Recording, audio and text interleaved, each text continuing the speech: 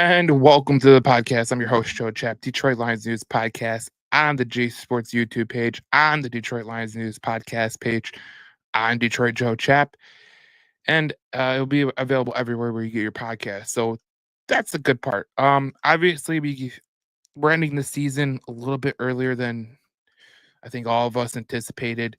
I think every one of us, and myself included, we thought we'd be going, at least till last weekend or, this weekend, but it didn't come out that way. Obviously, we know that the Lions lost in that disappointing game against the Commanders. So they came away with the loss, and it is what it is. I guess it's just, the more and more I look back at that game with the Commanders and the Detroit Lions, it obviously was a multitude of things. Obviously, when you talk about the Detroit Lions and you talk about what they were able to do against teams all year long, score points, they still scored 31 points in a loss, but eventually your defense, your ways of doing things is going to get a little bit trashed. And obviously we know the way the Detroit Lions played. Late in the season, they were giving up points in droves, and that's just the way it goes.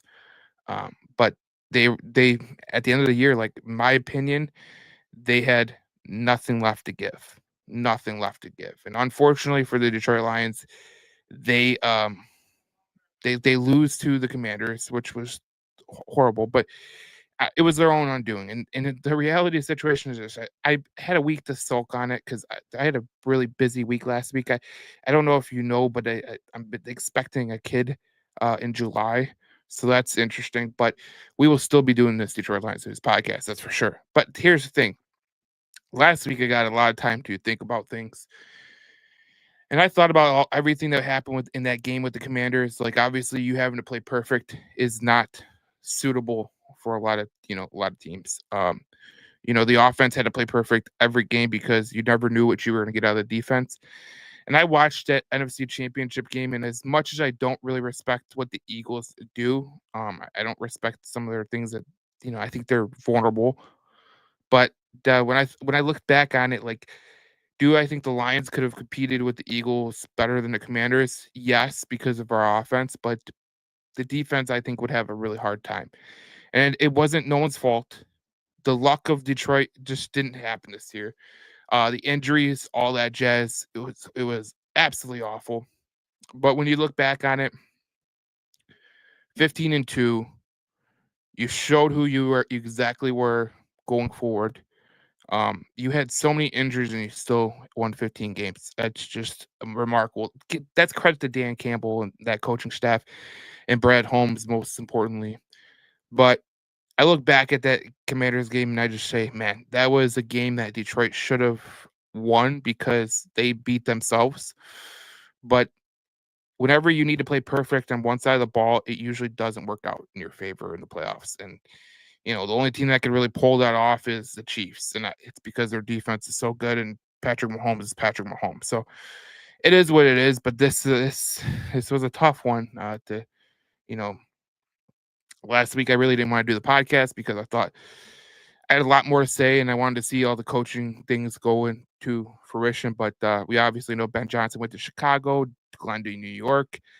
I think we're going to talk about that later in the podcast. And then we got some people that are going to be promoted into the defensive coordinator, and it's going to be very, very interesting what happens going forward. But I think the Lions are going to be in their best stance. I mean, this whole year, last year, was if you can maneuver what the Detroit Lions had to maneuver in terms of the injuries that they had to maneuver, that's pretty special to win 15 games, and you have at playoff time you had 16 people on IR.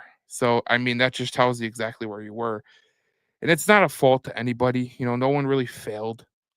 But when you look back on it, the Lions they met their match, man, and it finally came to fruition where they could not play perfect against the Commanders, and it came back to bite them. And that's not the Lions' fault.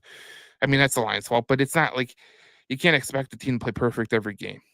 So that's how I see it. But in this podcast today, we're gonna be talking about a bunch of stuff. And we got coaching news. We're gonna do the season recap. We're gonna look ahead to the off season. We're gonna do all that jazz. We're going to be very, very fruition on what we're going to do in this podcast. So stick along. We got statistics on all the team players. We got all the stuff that you need to know about the Lions going into the offseason. And obviously,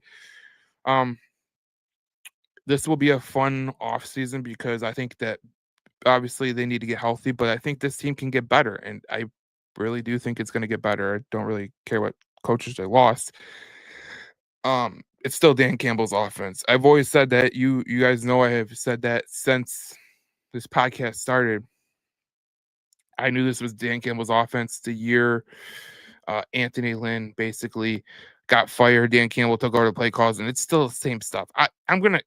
There's gonna be an episode where I literally will show you game film of that. First when Dan Campbell took over the play calls, I'll show you what exactly they do in those games and what they do now. It's the same stuff. It literally is. And Ben Johnson will call the offense. It is what it is. Dan Campbell doesn't want to call the offense. That's just what it comes down to. A lot of coaches want to call an offense. They want to be like that, that maestro or whatever. Dan Campbell's not concerned with that. He wants to have his eye on the team pretty much. So we're going to talk about that. We're going to talk about the look ahead to the offseason, all that jazz. But, let's first start out with trusting Dan or not. This is the wrong one. Trusting Dan or not. It's very simple. When I saw the backlash on social media from all the people, like I was seeing backlash from people like they're totally mad about the whole Johnny Morton hire, which I thought was total bogus. I just can't contain it. But anyways, I thought, when Dan Campbell's making these he's making these hires for offensive coordinator, defensive coordinator, I think he has a set standard of what he wants in a coach. And I was, going back and I looked at some of the videos and I thought this was the most interesting thing from a Dan Campbell press conference where he was talking about how he expects his coach to be. But I think we've got guys on staff that I think are more than qualified and would be outstanding in those roles. But that does not mean that I'm not looking outside either. So I want what I believe is going to be as close to what we have been as possible. And we don't lose what we're about and our identity. And Wojo, like what you just asked, we're going to stay true to who we are. And if you're somebody that doesn't feel comfortable with that, then no, I don't. This isn't the job for you. So I'm not going to be in a hurry. I'm not in a mad dash. No matter what happens, I want to do what's right by our team. And what I believe is going to, those guys will be able to stand in front of that room and command respect and get everybody going in the same direction. And we'll ultimately deliver the same message that I'm delivering. So you just heard Dan Campbell talk about when he's looking for coaches, he'll look outside the organization, he'll look inside the organization. Hell, he'll look on Mars if he has to. He'll borrow Elon's rocket ship, or Bezos' rocket ship. But the reality of the situation is this: a lot of people, in my opinion, they're being a little bit dumb because there was people I heard that wanted Robert Salah. I heard people wanted like a veteran OC, which, you know what, if you want a veteran OC, that's fine. You could have a veteran OC.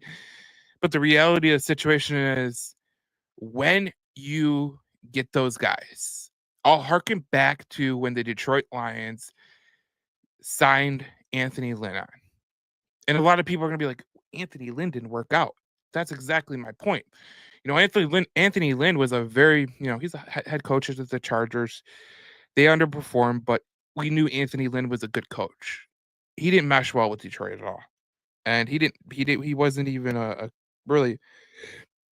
he did not connect with anybody on the offense, to be honest. So when we hear that and we hear what Dan Campbell just said, it's easy to go back and say, okay, he should have hired a veteran OC. Well, look, Ben Johnson was not a veteran OC, and he got the most out of him. His veteran DC didn't exist. It was Aaron Glenn. And I thought Aaron Glenn did a damn good job this season with what he really was dealing with on the defensive end. Because when you think about it like this, it's very hard to miss one pass rusher. It's very hard to miss two pass rushers. It's very hard to miss three pass rushers. But if we go look back at all the players that he was missing during this time, look at that list. Davenport, Hutch, McNeil, Pascal, Wingo, Petco, Kaminsky, Martin, Pat O'Connor. You look at the linebackers. That's 3-year starting linebackers. That's 4 of your top 4 linebackers that were on injured at one point. And look at your defensive backs. They were injured too. So I don't see, like, when people talk about this, this guy Dan Campbell, I have to trust what he wants to do. I have to trust what he wants to do. When he makes a mistake and he says, "Look, I hired the wrong person. I hired Aubrey Pleasant. Gone. I hired Anthony Lynn. Gone." Like, when he makes a mistake, he's very upfront and he will admit it to you that he made that mistake. And, when it comes down to it, that is all you could really ask from a coach, from a GM, from anybody in the front office. When you make a mistake, be accountable for your actions. And I think that Dan Campbell is accountable for his actions. That's what leads me to believe, hiring Johnny Morton, hiring Calvin Shepard, those were guys that, look, you don't have to like Calvin Shepard. I think he did a phenomenal job with the linebacker core. You just got to look at it. Like, what he did with that linebacker core this year was truly unbelievable. And I'm excited to see what a former linebacker like Calvin Shepard is going to be able to do with that defense. And I'm interested to see what that defense is like when it's healthy. That's the main thing that was the problem last year, was health. So you could have reservations about Dan Campbell not hiring, a veteran OC, a veteran DC. But you can't have reservations about how this guy operates. He's very forefront. And, I'm going to play a Brad Holmes clip. This is the same thing that Brad Holmes is saying about Glenn and Johnson. Obviously, we were prepared to lose those guys. Those guys are great coaches. And, just call it what it is. We're lucky to have both of them this year.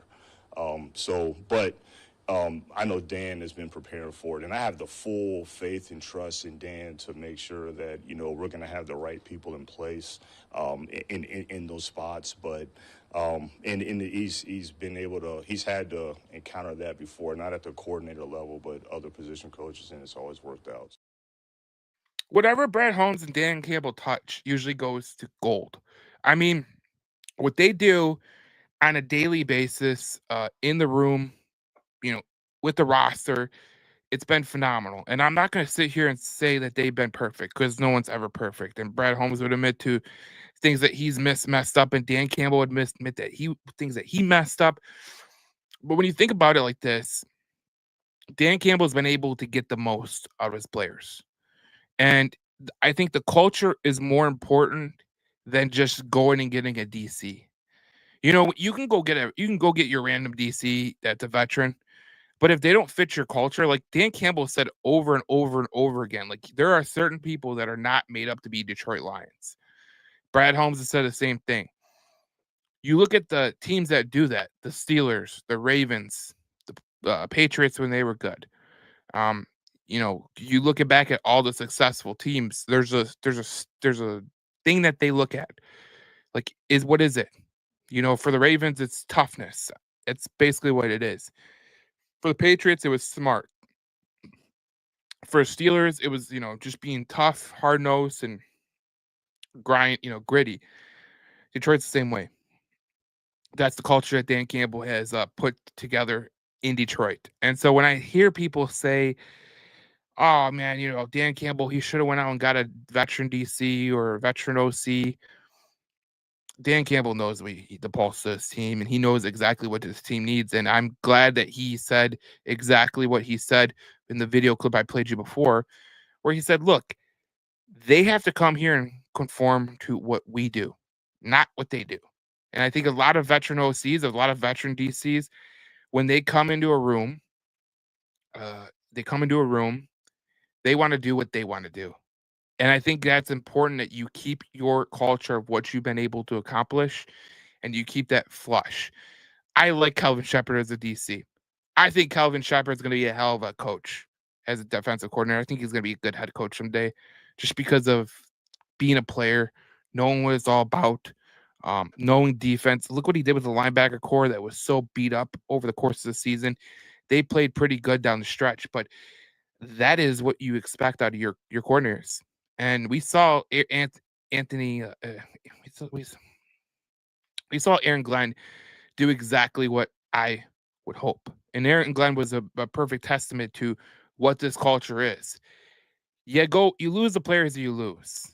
I put the graphic up. I'll put it up for most of the people right now because I think it's an important graphic. But when you lose the players that you lose over the course of the year, and you still get the 15 wins, unbelievable.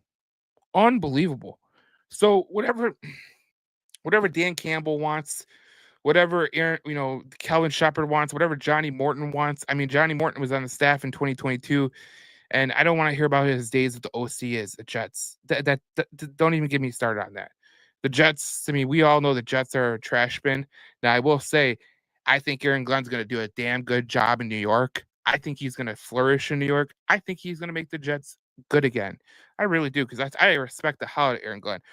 He's a damn good coach. He's a damn good players coach. And I tell you what, man, he can get me going with the way he approaches things from the defensive style. And what he did with that defense going down the stretch. He had to really fix some things because that roster was in tatters by the time they got to the playoffs. So it is what it is. But I think a lot of people, if you're going to trust Dan, you got to trust Dan with all that you have. And I think that Dan Campbell knows the pulse of this team more than you do and I do, and anybody in the media does, because the media they just don't shut the hell up, man. I know I'm in the media right now with the podcast and all that jazz, but the media, man, they think they know more than the coaches, and it really just pisses me off. So that is what it is. And we're going to see exactly what this is about. But we'll put you back to this. A lot of people talk about Dan Campbell, and they talk about what was the whole offense before Aaron Glenn was fired. I got that statistic up here, right here. 21 was the offense with Anthony Lynn. They were averaging 13.8 points per game. With Dan Campbell, they were averaging 21.3. So when I tell you that this is Dan Campbell's offense, all you have to do is look at the stats. And I'll show you guys in a future episode just exactly how it's the same offense that we ran that year when Dan Campbell took over is the same offense we ran last year and the year before and when Ben Johnson took over. Ben Johnson just called the plays. So that is what it is. All right. Let's get to some comments because there's a lot of comments in the comment. Let's get to some comments. Darcy says, "What up? I thought having a week off did not help Goff. I thought having a week off would have helped the team, but honestly, yeah, the week off probably threw off their momentum. But honestly, I thought Goff was. I thought the offense. I think Glasgow had a horrible game. Goff had a horrible game, but that offense, man, they still scored 31 points with 5 turnovers. Insane, but it is what it is." The video isn't showing up. You physically have to click on the page. Yeah, I don't know. I don't know what's going on. I'll have to figure that out. Listeners, we have a great team, and the media is full of shit. You know what, John? I agree with you 100%. The media is full of shit. I just listen to some people, whether it's 97.1 The Ticket, whether it's Woodward Sports, whether it's a content guy that's on YouTube, whatever the case may be. Like, there's not many good avenues for Lions football. I think Jeremy Reisman, prior to Detroit, they do a damn good job at being, honest and objective and all that jazz, and they do a good job. But there's a lot of the companies out there that are just total trash. It is what it is. All right, let's get to this season recap because I think this is the most important thing. Let me put this comment off right now. All right. So let's get to the season recap. This is going to be the most important here. Obviously, the Detroit Lions went 15-2. We all know these ins and outs of what they were able to do. But I just look at the season recap. Let's look at Goff's numbers. He had 4,600 yards, 37 touchdowns, 12 interceptions, a 111 quarterback rating. He did a damn good job of being just, good enough. And I thought, Jared Goff, his year that he had was pretty special. I think when you think about Jared Goff and what he was able to accomplish, he was able to lead this team the wins that they were not supposed to get. They had to outscore teams late in the year. They had to be perfect on offense. We've seen what happened at the end of the year with the Commanders and all that jazz. And it finally came home to roost. And, they had a bad game like they had in Houston. They lost one and they won one. And unfortunately, the one they won was in the playoffs. So we'll harken back to that in the future. But that's exactly what happened. They had a bad game. They played horrible all across the offensive line, across the whole team. I thought the whole team was kind of discombobulated. And Dan Campbell was accountable with the media, saying that he didn't have them ready, which it's not his fault. The players should be ready by themselves. But Dan Campbell's not really gonna. He's not gonna sit here and go, "Oh yeah, the players should have gotten themselves ready." He's not gonna do that. But Jahmyr Gibbs and Dave Montgomery, they had a good year. Gibbs had 250 carries for 1,400 yards, 16 touchdowns, 5.6 per average. Montgomery 185 carries, 775 yards.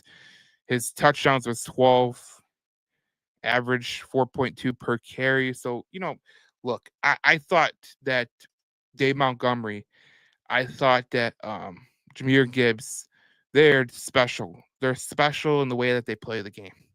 They complement each other so much. And obviously, we saw at the end of the year how good Jahmyr Gibbs was getting.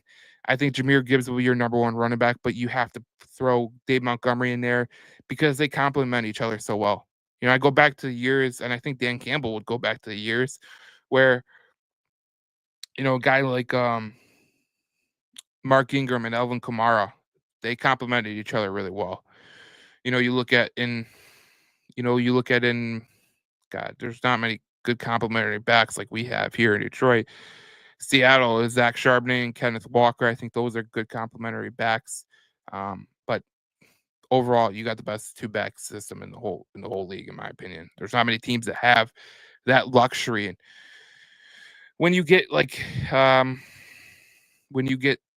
24 touchdowns from your running backs, that's a lot. That's a lot, and that's really good. And I thought that this was a very good time for this team. And obviously, when you have the running backs that you have, you're going to be very, very special.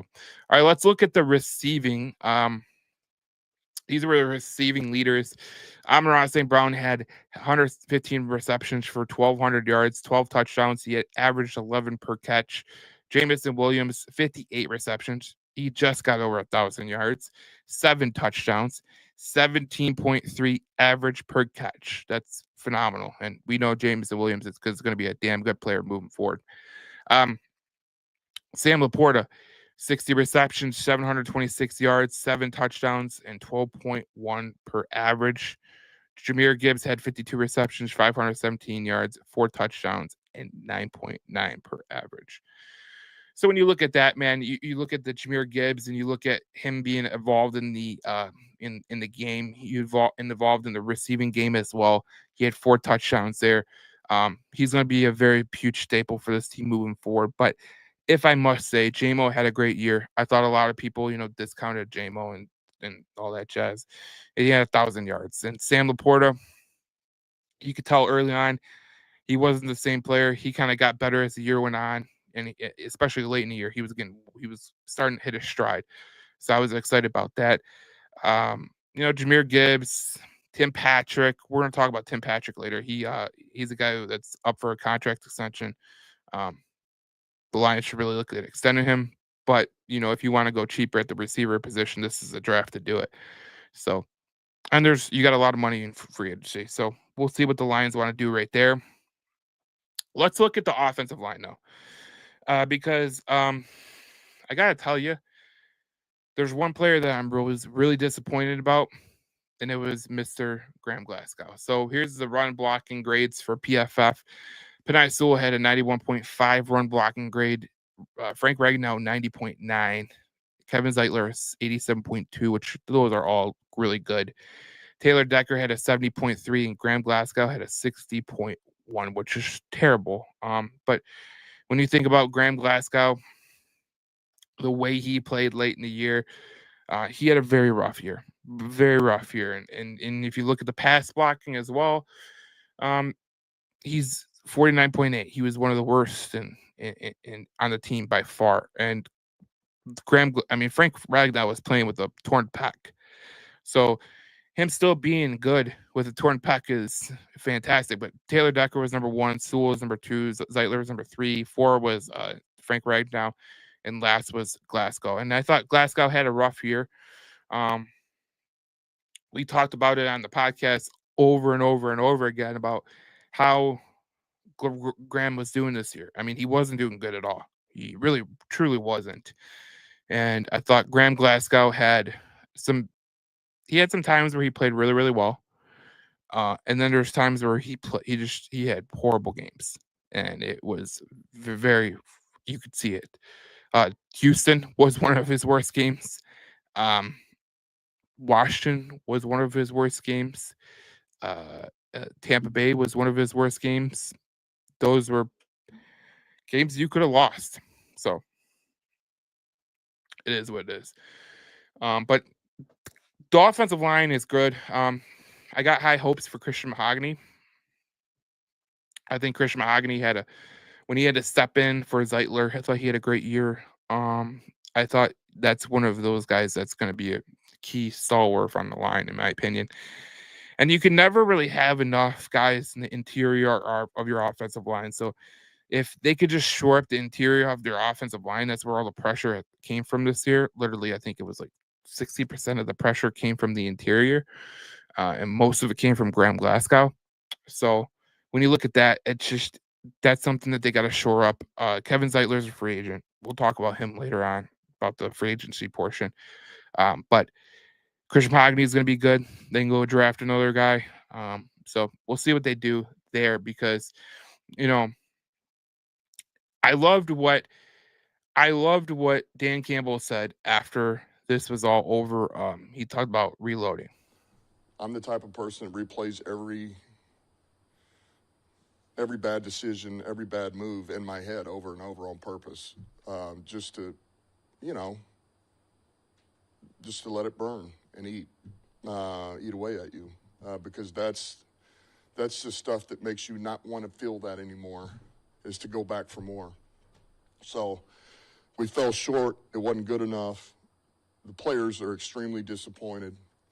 I know the fans are. I certainly am. But we will reload, and we will be back.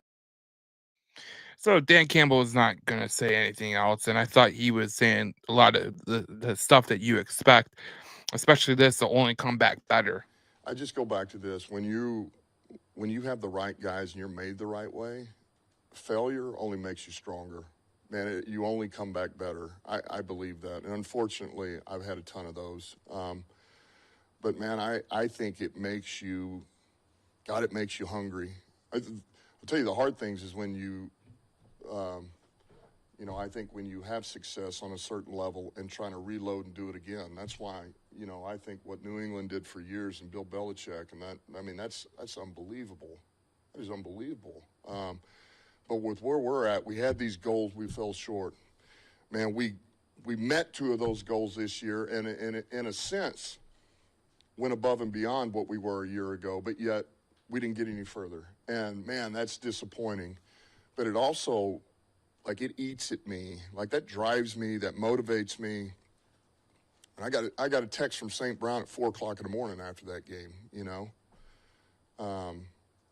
So I know the guys it eats away at, and they're the right guys. They're our guys for a reason. And that's what will always give me hope and let me know we're only going to be better. We're going to come back stronger. We're going to learn from this, and it's just more fuel on the fire is what it is. So that's exactly what you need. You need a coach that's going to say, look, we're not going to come back and sit and be just happy with the way that the year ended or with the success that you had with the 15-2 record. Obviously, we talked about the passing. We talked about the passing, rushing, receiving, pass block, offensive line. But I just thought, in terms of the way that they played, in the way that they played this year, there was obvious things that were wrong. And they they know it. They're not gonna make excuses for themselves. Dan Gable would never make an excuse for himself on that.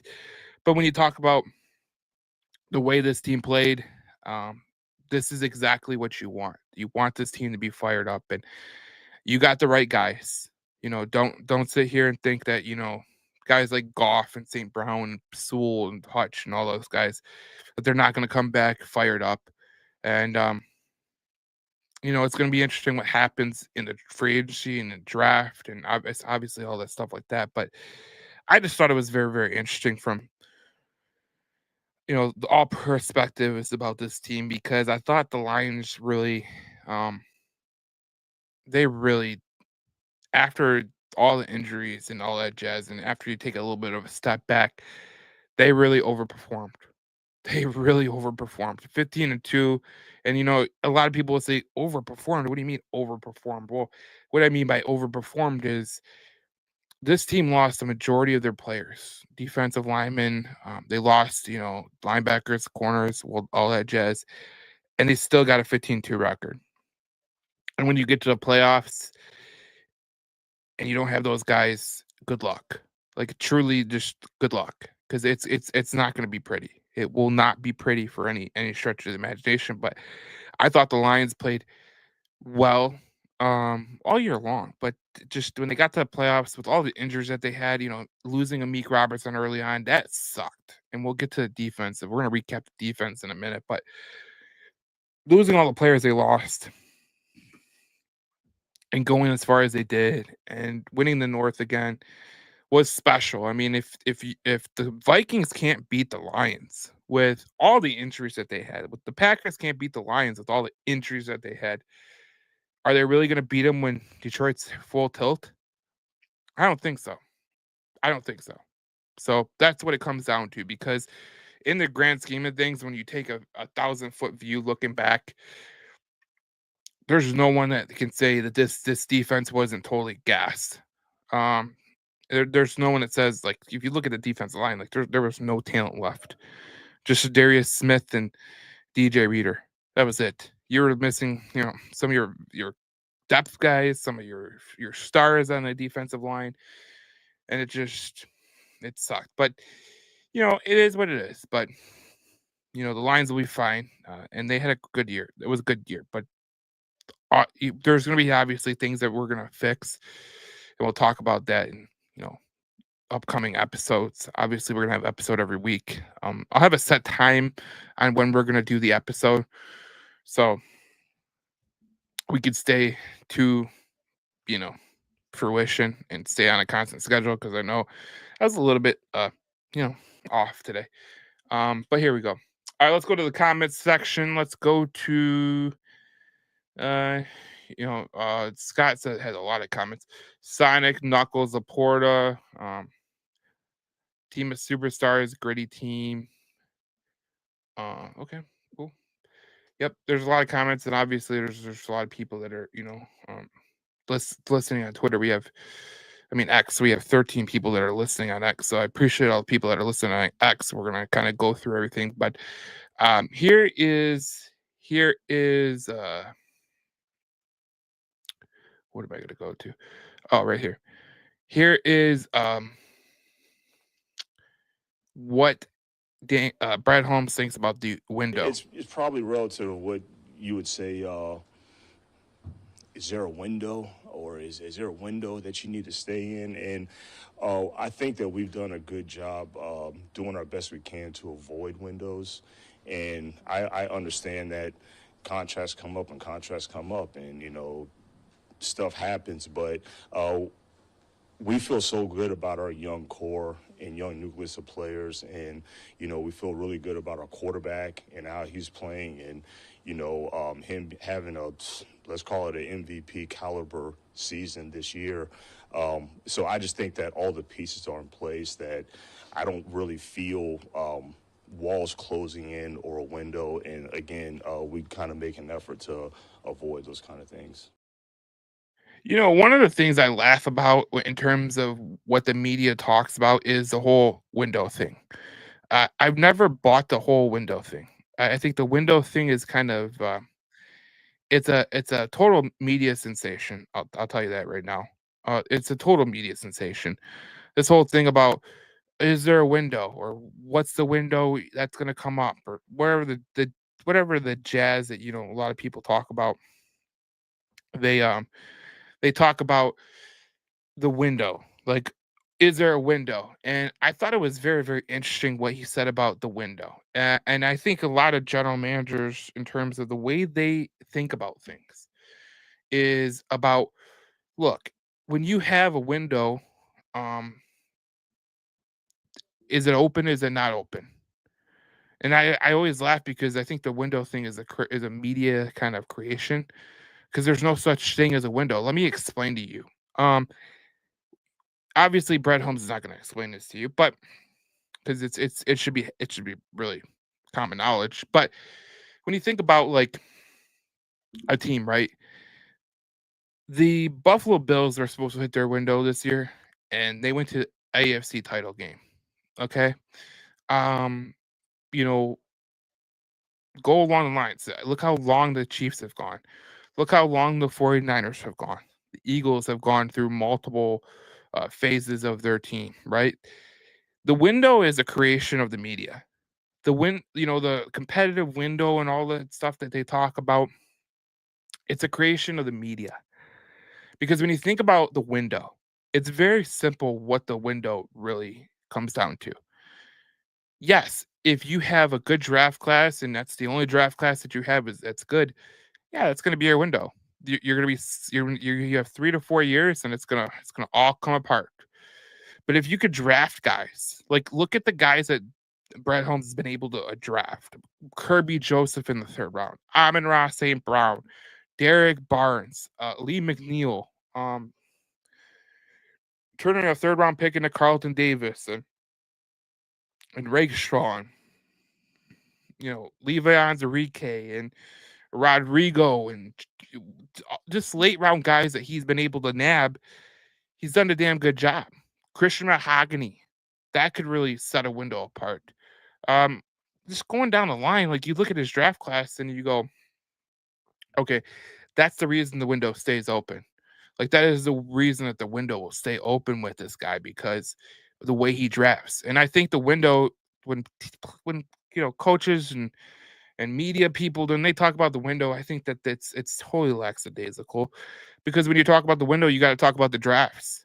Like, how do they draft? Obviously, if they have one good draft, they're going to have a short window.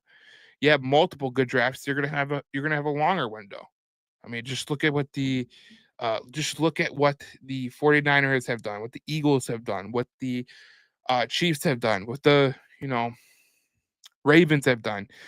Steelers, even though they have no quarterback, look what they've done. This whole thing about a championship window, it's all depending on how you draft. And obviously, when the Detroit Lions got a couple draft picks early on, obviously that was going to set them apart. But when you talk about the window, I think it comes down to a couple things. I think it comes down to obviously drafting and what you do with those draft picks, and that's going to be interesting.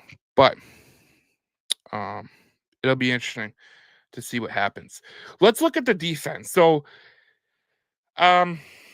look, I've been very, very keen on the defense. Had a lot of injuries, and that is what it is. Oh, I looked at that anyways. All right, here's the defensive stats. So this is for pass rushing grade. Hutch had the number 1 grade. McNeil had the number 2 grade. Zadarius Smith had the number 3 grade. So basically, it came 2 of those guys you did not have in the postseason, Hutch and McNeil. And those are 2 of your best pass rushers. And Hutch was having a phenomenal year before he got hurt. But, man, That was such a bad loss, man. Such a bad loss. And, I look at the defense and I go, man, there's so many things that that they had that just kind of threw them apart and all that jazz. But it was very, very interesting to know what the final statistics were. No one beat out Hutch's 7.5 sacks. That's how special of a season he was having. I think he still was like top 5 in pass rushing grades on Pro Football Focus. But if we look at coverage grades, let's look at coverage grades as well. You look at coverage grades, Kirby Joseph had 91.9, absolute ball hawk. Brian Branch, 77.8. Jack Campbell, 74.2. Carlton Davis, 72.1. Alex Anzalone, 72.1. They had a good year. The coverage was good. That's what really saved this team from going into a tailspin, because if your coverage wouldn't have been as good as it was, I think we would have lost another 3 or 4 games. The Kirby Joseph was playing at an all-pro level. I don't care what anybody says. The guy's a freaking maniac. The way he plays the game is so special, man. The way he plays that game, it's so special. And you love to see what Kirby Joseph is able to do day after day and day after day, just the way that he prepares and how he can just read and react to the ball. It's so special, man. He had a really good year. Let's look at reception percentage. This is a very, very, very, very interesting stat. Where is it? Right here. Lowest reception percentage allowed. Kindle Vildor gets a lot of heat, but Kindle Vildor, 28 targets, 15 receptions, 53.6. Amik Robertson was 57.5. He had 80 targets. Kirby Joseph, 58.6. He had 29 targets. Carlton Davis, 59.7, 72 targets. And then Terron Arnold had a really decent year. He had 98 targets, 61.2, which is not bad for a rookie campaign at all. But you would know exactly what you were getting with all these injuries and all that stuff. I want to play you a clip from Brad Holmes, because I think this is an important clip when we talk about this year as a total defensive year and what we can expect moving forward. When we were at full health, I thought our pass rush was pretty good. I thought the whole defense. I think it was self-explanatory in terms of the numbers of what we were able to produce before that attrition happened. But honestly, we'll always look at all areas, and we'll always add competition at all areas. Look, you guys have seen us do it before. We drafted an inside linebacker in the first round when we had a pretty damn good linebacker room at the time. We double down that we don't really go into it with that mindset. We just try to add the best players that we think is fit, add the best competition. Obviously, free agency will be upon us quickly. That's when you kind of can do the fun stuff of the depth chart and filling in holes on the depth chart. But after that, we'll just kind of just find the best players. That was about the draft and all areas, but he said it was self-explanatory with what happened with the pass rush, and it was self-explanatory with what happened with the pass rush. The pass rush really got taken apart when Hutch went down. It really got taken apart when Ali McNeil went down. And once you lost those guys, it was very, very hard to kind of replicate, try to get back to form. You can't replace those guys. And, a lot of people were like, oh, the next man up. Guys, you can only go next man up so much. I mean, you're missing your starter in Marcus Davenport. You're missing a good depth piece in John Kaminsky, a good depth piece in Mekhi Wingo. Hutch, obviously a star. You're missing linebackers at a time. Like, there's only so much next man up you could do. So it was very, very interesting. And the Lions ended the season with 16 players on IR. Notables: Aiden Hutchinson, Ali McNeil, Derek Barnes, Carlton Davis, Malcolm Rodriguez. Those are guys that are notables. But obviously, when you talk about what happened this season, when you ended the season with 16 players on IR, that's still more than a lot of teams had, in terms of you're still the only playoff team with over 16, with over 12. So that's the reality. It was you and the Chargers that had the most IR people, and obviously this chart changed a little bit, but the Lions did as much as they could with the amount of injuries that they had. All right, let's get to the off season. Let's talk about the off season. Let's do this real quick. Obviously, we know what the off season is about. So, off season look ahead for the Detroit Lions. It sucks. Obviously, we know what's happening with the coaches. Ben Johnson went to Chicago. He took JT Barrett and Antoine Randall, which I thought was funny because, here this guy says, oh, I'm not going to take any coaches with me. And no, I'm not going to take any coaches with me. I'm not going to raid Dan Campbell's, fridge. He took 2 coaches with him. Total loser. F. Ben Johnson. Anyways, Aaron Glenn goes to the New York Jets. Terrell Williams went to New England as a defensive coordinator. Casey Rogers joins the Detroit Lions as the Lions defensive line coach. Kelvin Shepard was promoted to DC. Johnny Morton was rumored to be the OC. He is the OC now. Sean Dion Hamilton was assistant linebackers coach. He is now the linebackers coach for this team. And Hank Fraley was promoted to run game coordinator and obviously the offensive line coach, which is really cool because he deserved the promotion for sure. And we would look ahead to the offseason. Obviously, we played the clip from Brad Holmes where he's going to look at all areas to get this team better and all that jazz. And we heard Dan Campbell say they're going to reload and all that stuff. This is going to be an interesting offseason because when you think about the players that are on expired deals, you got Michael Badgley, Derek Barnes, Teddy Bridgewater, John Kaminsky, Marcus Davenport, Carlton Davis, Khalil Dorsey, Ifeatu Melifonwu, Emmanuel Mosley, Al-Quadin Muhammad, Muti, whatever. Ben Neiman, Pat O'Connor, Levi Anzarike, Tim Patrick, Kyle Pecco, Allen Robinson, Dan Skipper, Ezekiel Turner, Kendall Vildor, Jonah Williamson, Kevin Zeitler.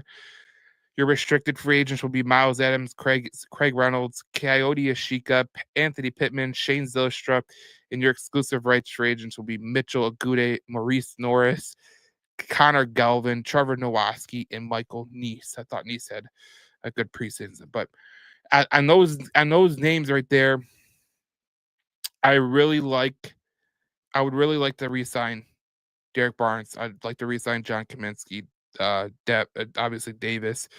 Dorsey is a good special teams player. I think you have to keep him. Obviously, Melifonwu is the interesting one. What's his deal going to look like? The one thing with the Fatu Melifonwu that was a problem with him was he could not stay healthy. He never could stay healthy, and that's a portion that it sucks because he's such a dynamic player when he's healthy, but he could just never stay healthy. So that kind of sucked the life out of the whole thing, and he's been pretty good. So let's look at some other free agents. I thought Melifonwu as a guy, it would be nice to resign on a manageable deal. Emmanuel Mosley, I'm over the Emmanuel Mosley. He was just too injured. Al-Quadin Muhammad, I'm definitely bringing him back. I will say this: what Muhammad did this year, he showed a lot of development. I thought he was fantastic late in the year. He was getting a good pass rush. He was getting a good push on the offensive line. I can only imagine what he would do next to Hutch on the other side. Not as a starter, but as a depth piece. That's a good depth piece. So I would definitely keep him there. Let's look at Ben Neiman. I think that'd be a decent linebacker to bring back. Pat O'Connor on the defensive line would be an interesting guy to bring back. Anzarike had a good year, no matter how a lot of people want to put it. Tim Patrick, I thought he had a good year, but again, it's going to depend on the contract that he's going to want. Kyle Pecco's come off torn pec. I think that's going to be someone that you could potentially bring back. Allen Robinson, Dan Skipper. I think both those guys can come relatively cheap. I like Ezekiel Turner. I think he had a really good year in terms of his development, and he got thrown into the fire, which was unbelievable. Kendall Vildor, I think on a cheap contract, I'd bring back Kendall Vildor. I know a lot of the fans don't like Kendall Vildor, but he had one of the lowest reception percentage on the team this year. And you need good depth pieces. I can't say it enough. Having a guy like Kendall Vildor, I mean, he's not the greatest starter, but having him as a depth piece is something that you want to push forward, in my opinion. So It is what it is. Jonah Williams would be an interesting one to bring back on the defensive lines. Depends on what happens in the draft, in my opinion. Kevin Zeitler. This is a guy that should come back. He was great this year. Let's go win a Super Bowl, Kevin, and let's get you back. Craig Reynolds, I think, will be coming back. Zylstra will be come back. She could be come back. Pittman could be come back, and Miles Adams could be come back. Obviously, they're restricted free agents, so Detroit really holds their control. And then I think guys like Agude, Norris, Galvin, Nowaski, and Neese are going to come back because they're exclusive rights free agents. And I think that the Lions are going to tender them and make sure that they're not going to go nowhere. So that is the expiring deals. I look at this offseason, and I think there's a lot of promise for this offseason because when you think about the cap space that the Detroit Lions have, they have the fourth most cap space in the NFL. And when you think about the cap space that they're going to have this year, and you think about the players that they potentially can get in this year, I think it's going to be very, very interesting to see what they could do with this cap space. So it will be very, very interesting to see what they could do with this cap space. And I would like to do a little exercise because we're going to see upcoming free agents on that maybe the Lions could go get. And we'll go position by position in terms of what they're able to do. God, this brightness went really, really high up. Let me pull it up.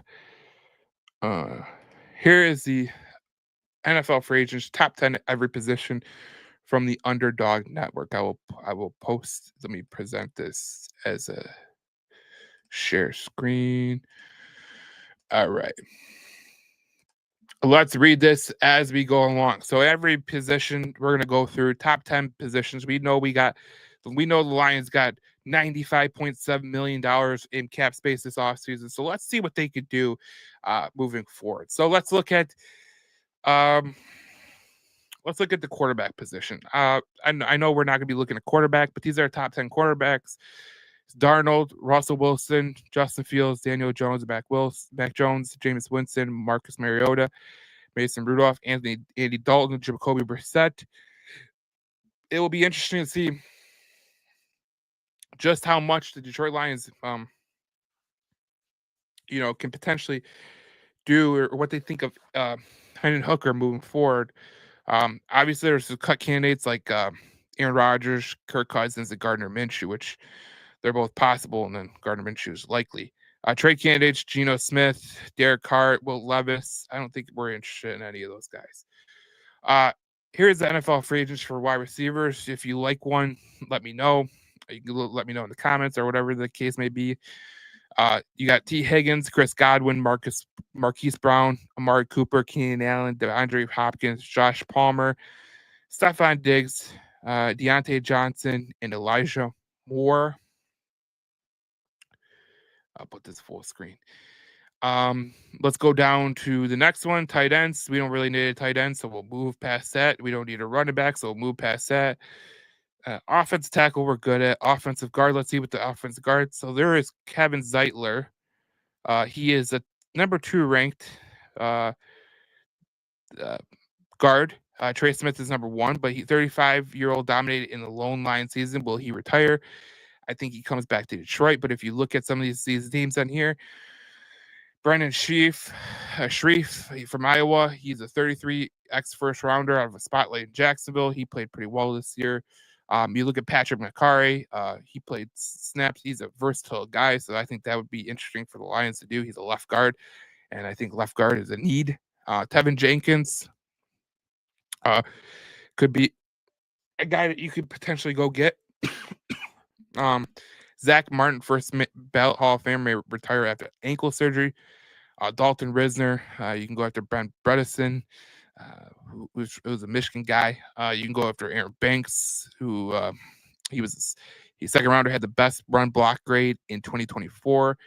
Lucas Patrick, Evan Brown. We know who Evan Brown is. He played for the Detroit Lions. He could be a guy that could potentially be a cheap addition here. Robert Jones, Liam Eichenberg, and Will Freeze. Joe Bonito could be a cut candidate. That'd be an interesting one right there. We don't need a center, so we're good there. Let's look at the edge This is an interesting one because this is something that the Detroit Lions could really need. Josh Sweat would be an interesting one. I think that would be an interesting one to go get. Khalil Mack, 34-year-old, is an average pass rusher, physical run stopper. DeMarcus Lawrence, we all know him from the Dallas Cowboy days.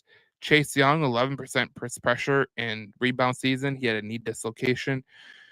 Dante Fowler, he's a guy that's a pass rush guy. I don't really think that's going to really interest the Detroit Lions. Dale Bedigo from Dallas, he's a big edge guy, but he's, whatever.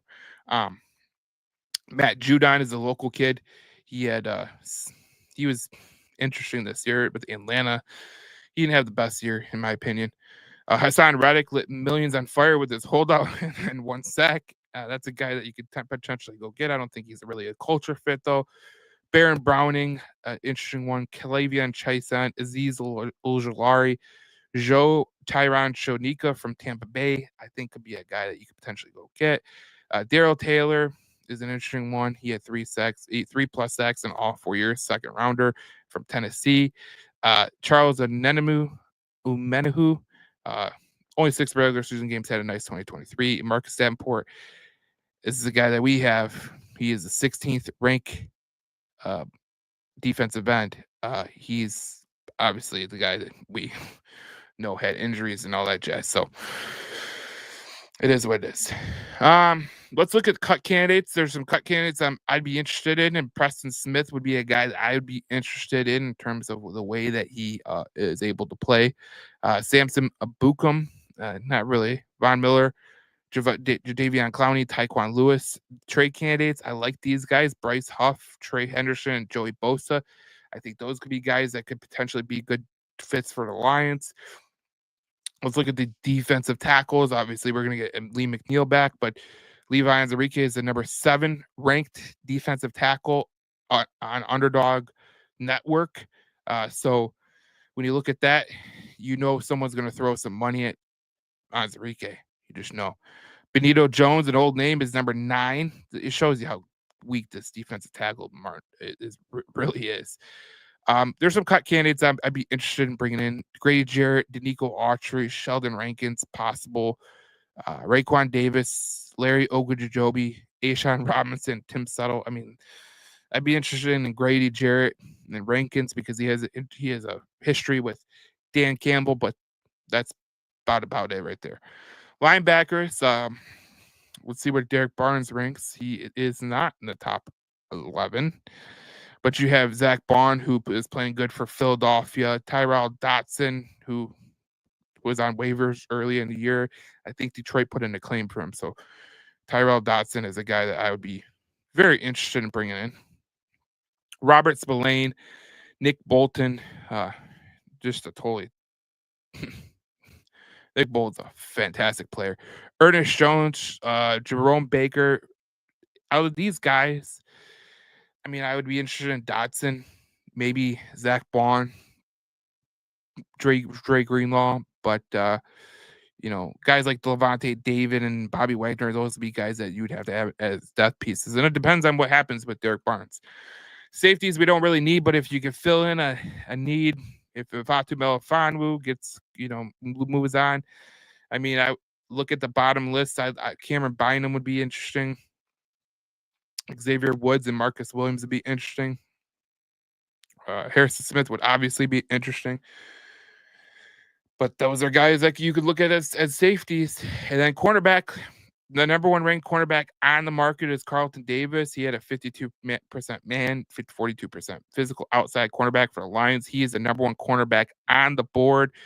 DJ Reed, 28 is the second one. I like DJ Reed a lot. Tre'Davious Ward, he's all pro. Had a difficult year this year with some, things that were happening with him in terms of his family and all that jazz. Rasul Douglas, Krishan Fulton, Asante Samuel Jr. I like that one. That'd be an interesting one. I like Krishan Fulton, and I like Rasul Douglas too. Jordan Lewis, slot cornerback, that'd be a good one. But I thought Mr.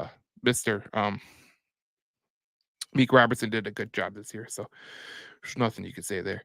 That's the end of it. But I mean, honestly, like if Carlton Davis does move on, I do like bringing in a guy like DJ Reed, Shavarius Ward, Asante Samuel Jr. Obviously, we'll see what happens when Rakestraw develops and all that jazz, but it'll be interesting there. So what I'm gonna do right now is we're just gonna go through some, we'll go through mock drafts in a later podcast. So that's what it is, but that's your off-season look ahead to what you have. Obviously, the Lions have a big salary cap this offseason. They have $95.7 million. If there's a year that you want to go all in with 1-year deals, this would be the year, because if you look at the salary cap by year, obviously we know the Lions could do some things to kind of offset it, but that's what they have this offseason to work with right here. So if you look at this, I'll add it to the stage. In 2025, they have 2026, 22 million, and then it goes up. So 2026, you're going to be kind of forced to do what you kind of do. There's going to be some cut candidates, including Taylor Decker. You could obviously restructure deals, all that jazz, but that'll be interesting right there. Graham Glasgow is obviously an interesting one that you're going to have to look at. But there's cut candidates. There's ways that you can get around it. I'm not sharing the right one. Jesus, Pete's doing a bad job. All right, let me share this because this is interesting. So here we go. Over the cap. Here we go. I'll put it as a full screen because people need to see. This is for 2026. They have 22.1 in salary cap space. It goes to 123. It goes obviously zero tap. There's obviously we're going deep into the weeds, but 2027 they're going to get a full. They have 17 total contracts, 31 total here, but there's a lot of cut candidates that they can actually do. So that'll be interesting to see what they could do there. But this is going to be an interesting offseason for the Detroit Lions, and what they're able to do is going to be impressive. Obviously, Brad Holmes knows what he's going to be able to do in terms of what they're going to look to accomplish this offseason. We'll take you through every bit of this offseason. You want to hit the last comment. There is a comment from – no, there's no comment. But thank you for watching. Obviously, we're going to have a lot of great discussions in the offseason. So stick to this. We're going to kind of get on a schedule every Wednesday, probably 6 o'clock. We're going to be doing a podcast. So stay tuned to that. This will be an interesting time for the Detroit Lions. Obviously, there's going to be news coming out every week, but every Wednesday at 6 o'clock, we will come on here and we will do the podcast no matter what. So that is a new time. We'll see you in the next podcast next week as we talk more Detroit Lions football. I imagine next week we're going to be talking about the Senior Bowl and players that really impressed me at the Senior Bowl, and then we'll talk about some, things. But as we go into the off season, some episodes might be 30 minutes, some might be 45 minutes, some might be an hour and 20. It don't really matter. It's going to be interesting to see what happens this off season, but we will have it. Paul Jones says we should use our new third and get Crosby. We're going to need a whole lot more than that. First, second, third, probably this year and next year, because Crosby is a guy that he's going to command a lot. All right, guys, we'll see you guys in the next podcast. We talk more Detroit Lions football here on the Detroit Lions News Podcast. As always, if you missed any portion of the episode, you could scan the QR code right there, and it'll take you to all the podcast platforms that this podcast is on. Go on our YouTube, JC Sports. We got daily content on there that we will start to do. All that jazz. So stick to us. We're going to have you covered throughout the off season, and just we'll have a good time this off season because there's a lot to look forward to. But thank you for watching. I'm your host, Joe Chap. We'll see you on the next podcast as we talk more Detroit Lions football here on the Detroit Lions News Podcast on JC Sports YouTube. Detroit Lions News Podcast and Detroit Joe Chap on Twitter. And make sure you go follow JC Sports on X.